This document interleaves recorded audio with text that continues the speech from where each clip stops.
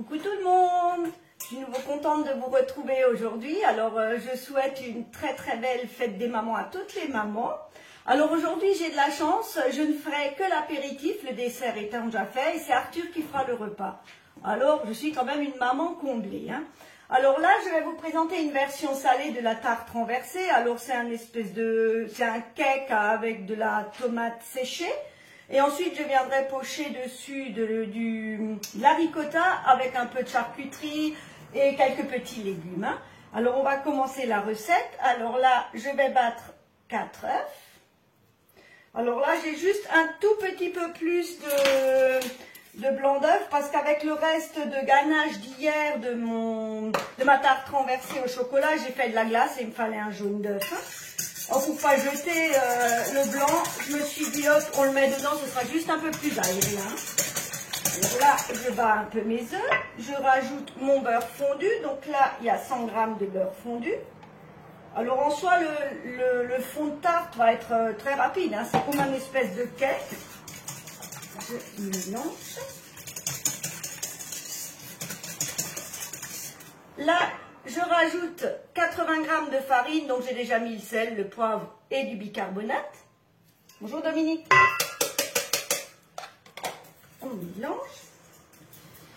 Je fais juste en plusieurs fois pour ne pas en mettre partout. En plus là il fait presque beau, donc c'est sympa. Je rajoute 60 g de poudre d'amande.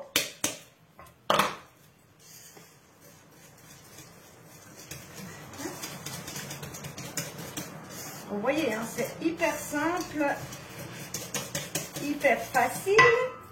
Je vais rajouter 100 g de gruyère râpée. Donc, ma balance, super balance. Pas besoin de changer de pile puisqu'il n'y en a pas. À recharger avec le chargeur du téléphone. C'est pratique. Surtout quand vous tombez en panne le dimanche que votre balance vous dit il n'y a plus de pile. Là, au moins, vous le mettez après le chargeur du téléphone. Donc je rajoute 100 g de gruyère. Alors vous pouvez mettre un autre fromage. Moi j'avais juste le gruyère ici. Vous pouvez mettre du parmesan, vous pouvez mettre du cheddar.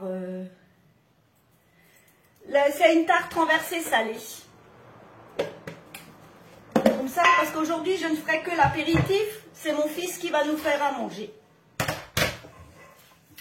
Il s'est dévoué, il s'est proposé, il a dit c'est la fête des mamans, je vais faire des lasagnes aujourd'hui. Donc vous saurez que nous mangerons des lasagnes.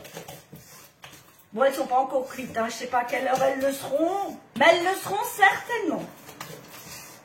Voilà. Donc je vais rajouter un peu d'origan séché, pour le côté un peu italien. Voilà. Après vous n'êtes pas obligé, vous pouvez mettre ou des épices ou non, c'est... Et je vais couper 4 de tomates séchées. Donc avec le couteau à précision, toujours. Celui-là, il est très pratique. Bon, je vais juste couper des petits cubes. On ne se casse pas trop la tête. C'est dimanche, on ne s'embête pas. Alors j'en ai déjà cuit un. Donc celui-ci, quand il sera cuit et refroidi, je vais le filmer. Je le mettrai au congélateur. Si j'ai des invités qui viennent, et moi je trouverai toujours quelque chose à mettre dessus. En général, j'ai toujours du Philadelphia ou des kiris ou quelque chose comme ça à la maison, on le tartine dessus. On a toujours des petites choses qui sont là pour pouvoir faire un petit apéritif. Donc, je rajoute mes petits dés. Donc vous voyez, c'est coupé grossièrement. Je ne me suis pas vraiment embêtée.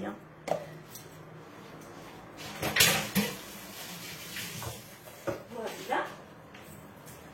Donc là, je remélange. Et ma pâte est prête. Alors là, je ne vais pas le cuire tout de suite. Je vais cuire mon fond de tarte en même temps qu'il va cuire ses lasagnes. Ça évitera de faire tourner le four pendant je ne sais trop combien de temps. On va tout mettre ensemble. Donc là, je vais verser le tout dans ce super beau moule tarte renversée. Alors je ne sais pas si vous aviez vu le résultat des tartes d'hier. Ils ont vraiment apprécié et apparemment mention plus pour celui à la framboise. Donc je les mettrai en ligne demain ces recettes. Comme ça vous pourrez choisir. Moi personnellement le pochage de la ganache chocolat, cacao, mascarpone. Je trouvais qu'elle était plus jolie, mais apparemment ils ont aimé les deux. Donc s'ils aiment, on fait ce qu'ils aiment. Hein. Donc vous voyez là, je ne m'embête pas, je mets au fond. Donc ça vous fait à peu près le 3/4. Donc il ne lève pas énormément, mais par précaution, je vais quand même rajouter une toile de cuisson et une plaque. Comme je veux avoir un fond bien plat. Donc là maintenant je vais le mettre de côté et je l'enfournerai en même temps qu'il mettra les lasagnes au four. Là, je vais juste débarrasser mon bazar. Le bazar, comme dirait ma petite fille, elle me dit toujours, mais c'est quoi ce bazar, mamie? Alors, mamie range le bazar.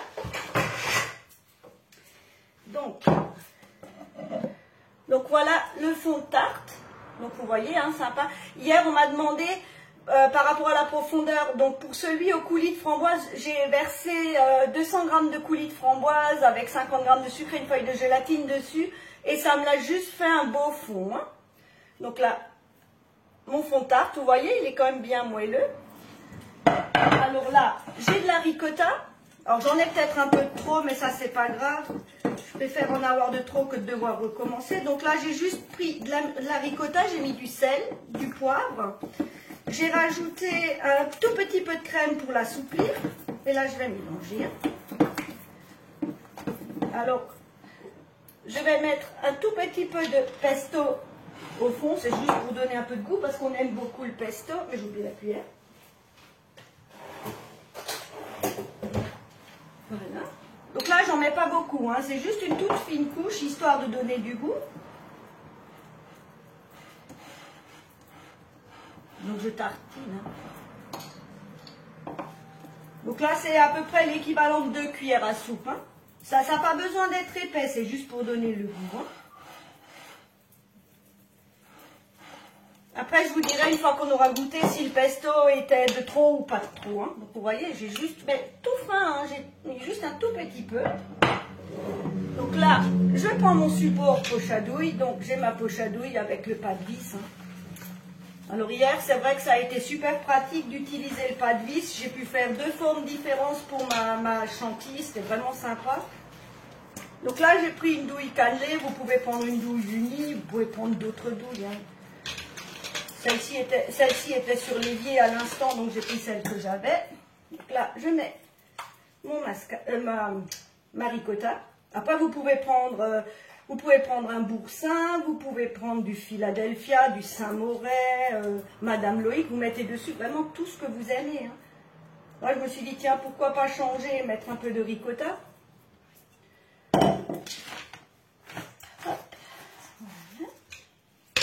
Et là, je vais tout simplement pocher ma ricotta dessus. Hein.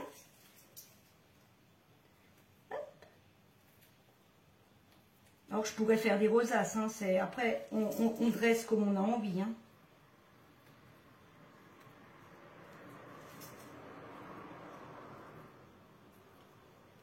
Et puis, c'est vrai, pour une entrée ou un apéritif, c'est sympathique, quoi.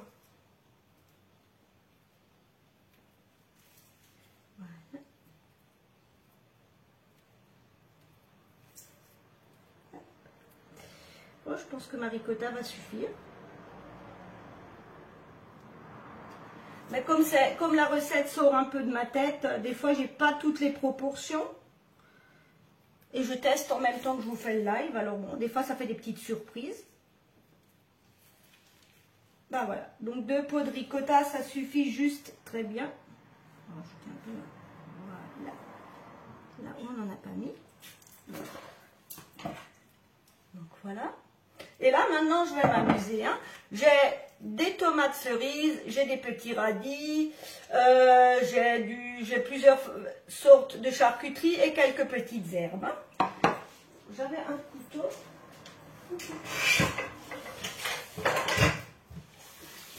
Donc, je vais couper mes radis. Hop, je vais juste faire des petites fleurs. Alors, vous voyez, je ne sais pas si vous voyez, je vais prendre le bout, je vais faire des petites encoches. Ce sera plus joli. Puis c'est le printemps, donc les fleurs, on apprécie. Vous voyez, on ouvre juste un peu pour faire des fleurs. Alors, l'idéal, c'est de les mettre dans de l'eau froide. Elles s'ouvrent toutes seules. s'embête pas, hein. Je fais ça, hop, hop, hop.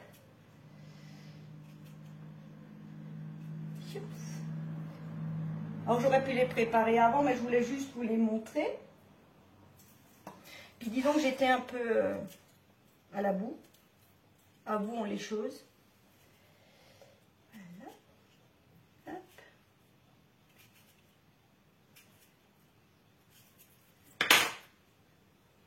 Ça, on va encore en mettre un. On mettra les tomates après.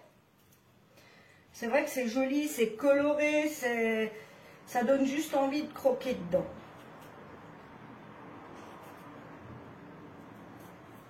Voilà.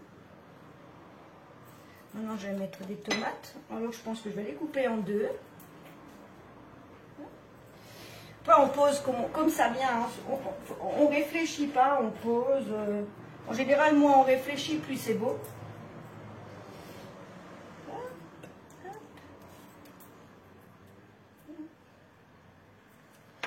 Je vais mettre un peu de charcuterie. Donc là, j'ai de la pancette. Hein, vous voyez, hein, je la plie en deux, je la roule. Vous voyez, je la plie en deux. Et hop, tout simplement, je la roule. Voilà. Merci beaucoup, Nadine. Hop. C'est juste histoire de donner une jolie forme pour que ma tarte soit belle à voir. Hop. Là, j'ai de la copa. Alors, je vais peut-être la couper en deux, histoire de ne pas faire la même forme. Hop, on va lui donner une forme d'éventail. Voilà. Vous voyez, hein, je fais juste tout simplement des petits zigzags pour donner la forme d'un éventail. Après, si vous n'avez pas envie de vous embêter, vous le roulez juste vous faites juste des petits roulés, hein, ça va aussi. Hein.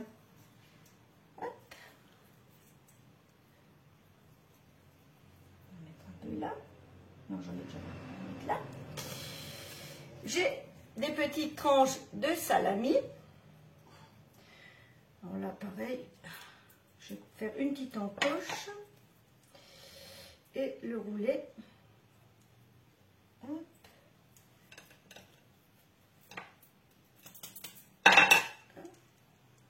Vous voyez, c'est rapide, c'est joli.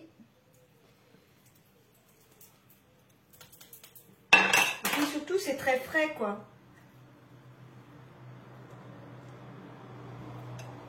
Et j'ai mon jambon cru. Alors là, je vais en faire de la chiffonnade. C'est pas grave, s'il est cassé, j'ai pas envie que ce soit très droit. Donc, vous voyez, là, je vais juste faire une simple petite chiffonnade avec. Hein, juste pour donner un peu de forme. Voilà. Bon, si un charcutier me voit faire, ils vont se dire qu'est-ce qu'elle nous fait. Mais bon. Moi, j'aime bien quand c'est pas trop droit. C'est très joli quand c'est pas très droit.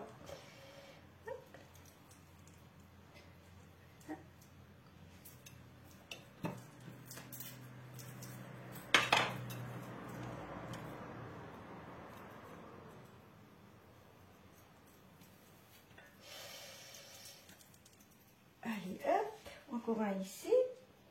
Donc, vous voyez, hein, c'est rapide. J'ai des petites boules de mozzarella que je vais mettre par-ci, par-là. Alors après, les boules de mozzarella, on ne les voit pas trop, mais c'est pas grave, ça va être le côté gourmand de la tarte. Je prends pour mettre. Et je vais finir par mes petites herbes. Hein. Donc là, j'ai du basilic que j'ai acheté hier, donc ça va faire de la couleur. Un peu de basilic par-ci, par-là. Ok. Tac. Des petites branches de romarin. Ça, c'est juste pour donner du relief. Et après, on met vraiment comme ça tombe. Hein. Moi, je dis toujours, il ne faut pas trop réfléchir. Parce que si on réfléchit trop, ça ne le fait pas. J'ai du persil. Hop. Juste pour donner ce côté très gourmand, quoi, très frais. On va en mettre là, puisque j'en ai là-bas. Ici aussi. Hop.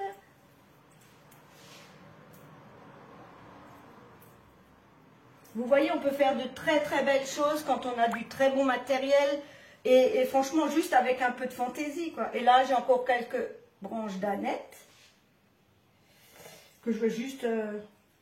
mon aneth a enfin décidé de pousser dans mon petit pot. Alors ça, c'est juste... J'adore. Déjà, j'aime beaucoup manger l'aneth. Je trouve que c'est très, très bon. Mais en plus, ça donne ce petit côté... c'est très aérien, quoi. Ça donne un peu de relief à ma tarte. Hop, hop, hop. Après, si vous n'aimez pas l'aneth, il ne faut pas en mettre. Hein. C'est pas parce que moi j'en mets. Hein. Mais c'est vrai que je trouve que ce petit côté là, ça remonte, ça donne, c'est vraiment joli. Quoi. Et voilà. Et voilà, ma tarte est finie. Alors, je ne sais pas si vous voyez bien les petits brins d'aneth là qui remontent là. Voilà. Donc, vous voyez, en 20 minutes, le temps de faire le gâteau et le dressage. Voilà. En 20 minutes, on a fait une super tarte qui, franchement, ça donne quand même beaucoup plus envie qu'un paquet de chips. Ou, je le dis souvent, hein, alors que j'en mange des chips, mais je trouve ça tellement plus joli, qui présente vraiment... Oui, c'est gourmand, hein, ça donne envie de croquer dedans. Hein. Alors après, pour le gâteau, d'abord, il faut vraiment qu'on le goûte. Bon, il m'a l'air d'être bien moelleux. Bon, normalement, il n'y a pas de raison. Je vous dirai par rapport au pesto si c'est trop ou si c'est pas assez ou si c'est juste bon. Parce que là, c'était un test. Hein. Moi, j'aime bien faire des tests avec vous. Puis j'aime bien parce que vous me suivez un peu dans ma petite folie culinaire. Donc, je trouve ça très sympa. Alors, aujourd'hui, comme dit, nous avons utilisé le nouveau moule tarte renversée qui est sur la boutique, que vous pouvez commander. Il est à 35 €. Hein. Donc, vous voyez, hier, j'ai fait trois tartes en peu de temps et ça donne un beau rendu. Hein. Donc, j'ai utilisé ma super balance. Mon couteau, je m'en sépare plus. Hein. Franchement, on peut faire plein de choses avec. Alors, je vous souhaite une très belle journée. Je vous remercie pour tous vos partages. Hein. Franchement, ça m'aide beaucoup. Les commandes commencent par arriver grâce à vous parce que les gens partagent. Il y a des gens qui me voient et des gens qui se disent, bah tiens, allez, pour la remercier de toutes les recettes qu'elle nous donne, on la gratifie en faisant des commandes. Et je trouve ça vraiment très sympa. Ça me donne vraiment envie de continuer. Comme je vous l'ai déjà dit, je vais bientôt arrêter de travailler. Mon entreprise va fermer et... Personnellement, je préférerais vraiment ne faire plus que Guy de Marle et vous partager ma folie culinaire. Hein. Donc, je vous souhaite encore une très belle fête des mamans, une très belle journée. Je vous dis à bientôt pour une autre folie. Passez une belle journée. Au revoir.